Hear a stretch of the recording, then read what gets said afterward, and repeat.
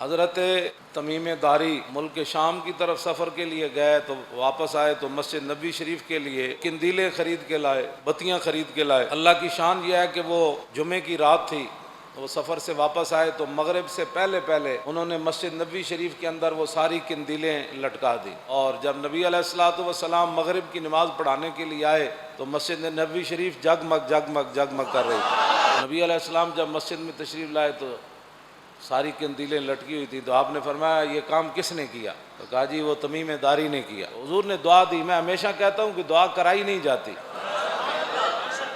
حضور نے کہا اے تمیم داری، جیسے تو نے اسلام کو روشن کیا اللہ تجھے بھی روشن کر دے۔ تو مسجد کے اندر لائٹ لگانے سے اسلام روشن ہو جاتا ہے، اور حضور دعا دے دیتے ہیں، تو حضور کی ختم نبوت پر پہرا دینے سے اسلام کہاں چلا جاتا ہے؟